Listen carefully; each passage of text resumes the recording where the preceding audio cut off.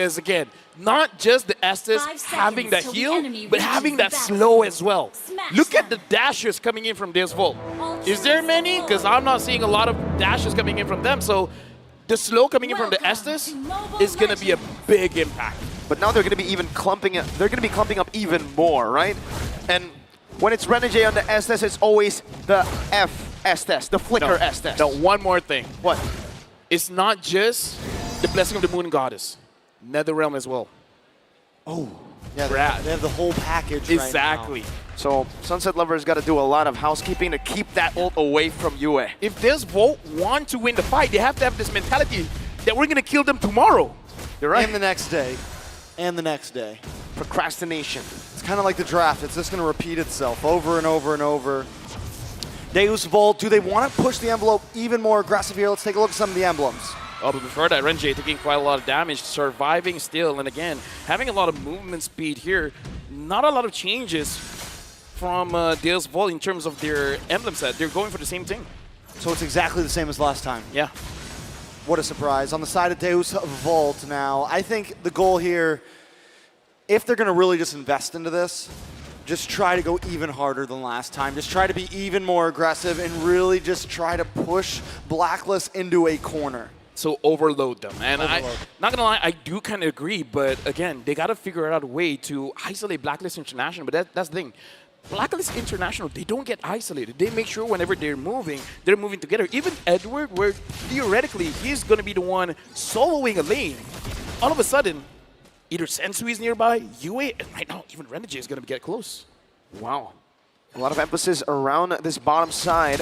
Blacklist International want to clear it, and they do it just with one splash of damage. enjooyyy takes away that NetherRealm, just what we mentioned. And Blacklist International, once again, just like in Game 1, are first onto the turtle. Edward already zoning Magister, poking him down, getting him to half with a knockout strike as well. Magister might not be able to even contest for this. Has the regen, pops it in, shield unity onto Edward with the penalty zone onto the back line.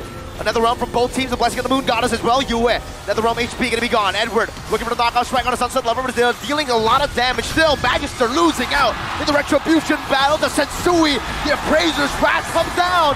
The first blood reclaimed by Kid Bomba. A big trade back as enjooyyy dashes forward, but then gets caught in the Ghost Bursters of Sunset Lover to make it kind of worth it for Deusvult. Yeah, honestly, in the end of things, Magister does go down. It's not good to lose your jungler, and they also lose the turtle, but you find enjooyyy and Edward, two of the huge damage dealers, especially when it comes to the mid-game spike. I would say just now it was all Kid Bomba as well as Sunset Lover, man. Like, doing a lot of damage and actually controlling Blacklist International. I feel like Sunset Lover with the first kill was able to interrupt some of their abilities, making it so that Blacklist International did not do as much damage as they wanted to. Here's a big problem, though. Edward continues time and time again to just out-rotate Kid Bomba, and has so much to do with the passive. It has so much to do with the Paquito, and this is where Edward shines. We used to love to see him on the Benedetta. Those proactive EXP laners, those ones that can move around the map, and even earlier when they cut that lane just to get a good position on the turtle, was a great maneuver. Now looking at the items, honestly, quite a lot of same things going on for both teams, but definitely a bigger power spike for Bruno. Magister shield unity onto enjooyyy. Sunset Lover trying to deal some damage as well in the back, but Magister's gonna be stunned up right now. Goes on to enjooyyy, who dashes out. That's NetherRealm baited out from Deusvult. And Blacklist International decides to disengage with the help of Renegade's Blessing of the Moon Goddess. I feel like that engage was a little bit too early. I kind of feel like going in when it's around 7 or 8 seconds when a turtle is about to spawn could give you a better lead because you're going to make sure that their HP is chunked down. But I don't know, man, going up against this Estes, even when you're doing something right, it feels like you're doing something wrong because even when you get to trade, the trade becomes invisible because he just heals back up. Looks like they may be going for the lane swap here. Around the 4.5 minute mark, Kid Bomba gonna move to the top side along with Edward Turtle spawning up. So Devu, they've been a little bit aggressive. They're still falling behind in gold so far. Can they take this turtle? Good damage in the mid lane onto enjooyyy, taking him to half HP, but he goes in to terrify them instead. Edward doing a good job at jabbing Magister, poking him down. Meanwhile, Bomba's more concerned with the waves. He'll be able to make it in time. It shouldn't be too much. Magister also going to secure the purple buff. Can they go for the steal? He retreat that. Edward force a flicker out. Hard guard coming down. Forward man penalty zone. by Kid Bomba, but enjooyyy still finds a turtle.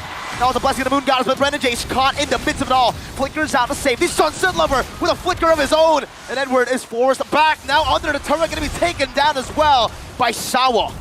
Let me just say, if you want to give an MVP, man, look at Sunset Lover. The Shadow Stampedes. Again, we're talking about you got to figure out a way how to make sure that Blacklist International don't kind of look at Kid Bomba. Bomba's caught under the turret, now caught under the Appraiser's wrath. enjooyyy takes him out.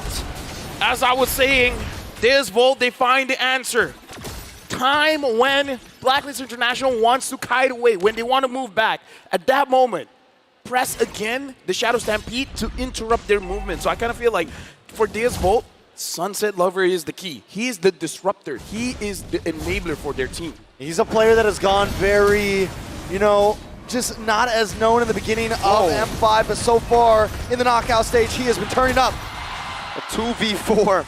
That could have been deadly there. Magister goes in, taunts it up, Appraiser's wrath once again, but Magister still is able to survive. Torn apart memory just to poke Blacklist down, and Blacklist will just take another structure. Well, the first structure of this game in the bottom lane.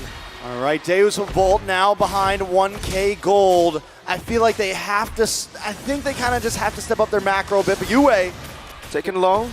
should be able to get away there. Let's take a look at these items. Honestly, one notable thing is just that for this time, Kid Bomba doesn't have the Fury Hammer, so he shouldn't be able to do as much damage as before. So that may be the adjustment, going straight for defense instead of delaying it for a little bit of offense. So it's an interesting change. We do have to see if it will work out. Could be the answer here, right? It could be something that helps him survive a little bit longer when he goes for those big OPZs, right? When he goes for those big engages into the back line, because what happens to him a lot is when he jumps back there, he's immediately shredded down. And with Sunset Lover, Carvey, Sawa able to kind of be aggressive, it might be the magic ingredient. And now, how does this play out, LaFell? Does the mid-game power spike still hit for Deusvult where they want to look for big fights? Carvey taken low! Up top, no hard guard! What happened? Was Sawa canceled? No! It was a complete miscalculation, and Blacklist capitalized. That's one of those moments where you feel hurt, man. You have two ways to help your teammate, and none were there. Yeah, definitely a big miscalculation for Deusvult, and this is what separates the boys from the men. This is what separates the S-tier teams and the A-tier teams. Blacklist International not making those minute mistakes right now as Deusvult unable to keep up. The saddest thing, Sunset Level was there. He had the Netherrealm. But I feel like the call was save the Netherrealm for the bigger fight. Yeah, just use the hard guard, and Sawa was like, wait, are you going to use it? Appraiser's wrath on the Sawa, just to zone him away mid lane. Magister trying to hold down the tier 1, but still going to be taken down by Blacklist International. And now both teams disengaged, but Blacklist are walking away with a 4,000 gold lead. Let me just say, Mirko, your question was interrupted, but I feel like that's the answer. At this point, it's not because of the draft, man. It's because of the calls. Yep. The calls are definitely a problem for Deusvult. At this point, Blacklist International is starting to outclass them, showing them that maybe they are in a league of their own. Deusvult, though, we've seen them turn the tables before. We've seen them able to do things that many teams aren't able to. But is this going to be the end of their road? It's game number 2 right now. Devu sitting at a significant deficit, but definitely still have some fighting capabilities here. Right now, my personal worry is for Deusvult. If you want to win a fight, you need damage. And Carvey, I don't know if he, after what happened just now, he still has the mentality to move forward to dish out the damage. And at this point, even I don't know. Yeah. Should he have the mentality to move forward? Maybe it's better to take a back seat, see what happens first, and then dish out the damage. Maybe let enjooyyy do the initial part of the damage, and then have Carvey get some stacks and then finish it off? I think so. I think the whole point of the Brody here is to be the executor, right? It can't be the main source of damage here, as, again, the way that they're fighting, they need to bait out a lot of these abilities. The Netherrealm coming in, the Blessing of the Moon Goddess, you put a Torn Apart Memory against two of those, and it's basically a wasted ultimate for the Brody. So it's really how they layer these abilities, the damage source as well, to get the execute onto the right members of Blacklist. The big problem is Carvey's supposed to snowball. The Brody is supposed to have a kill or two by now, and at this point he has nothing. He actually has a death. Whoa! Penalty zone flicker to the back right now. Netherrealm coming down, very clutch. Blessing of the Moon Goddess coming down as well. Kid Bomba Very, very low. Oheb walks forward, finds the shot. Edward running away, sends enjooyyy onto Magister now as he grants all the space that Blacklist need to get Oheb all those free hits. Not only did Blacklist win out in that fight, but they walked out of that fight with full health bars. Deusvult unable to even chip into the heal coming from enjooyyy right now from the space created from the team of Blacklist. Deusvult aren't going to be able to last much longer if this is how fights keep going. I don't want to be a party pooper, man, but at this point I feel like Blacklist International, they need to receive damage from the crystal for them to die. Yeah. I feel like the turrets have to chip in. They really do, LaFell. I think if the turrets don't chip in, Deusvult just simply don't have enough damage to melt down these HP bars. If it was bad earlier in game number 1 against the Tigreal, now put an Estes in and we got the answer we were looking for. Dude, this is one of those comps where you just want to go to the next game, man. Yeah, it's definitely going to be a lot to compete with. Blacklist International closing in on the towers, Lord on the top side. Counterpart memory used up. Oheb just soaks it in. Knows that there's enjooyyy on the side to give him more HP as enjooyyy cuts in as well, looking for another angle to dish out damage, and there's no punishment. Meanwhile, bottom lane, Sunset Lover dealing some good damage onto Edward, but again, he can just sustain back up. Let me just say, it's been 4 to 5 kills. It's a low kill count game. It's just because Blacklist International, there's never a point they have to force it. They do enough damage where Deusvult have to disengage. It's just macro dominance. Kid Bomba poke down, one more shot, Oheb again! Even with the DPZ, it isn't enough to get away from the Filipino sniper. That could be it. Blacklist International going to start chipping away at these towers right here. Deusvult need an answer. They need something to get out of this heal hell that they're in right now. Blacklist International trying to close things up. What is the answer? No, let me just say, Oheb took a lot of turret shots. And he still didn't die. And he still didn't die. You know why? enjooyyy. enjooyyy, the heal man. The heal man with the Haas Claw? It doesn't matter if you have a Boxia. And they also have the Nether Realm. It's just...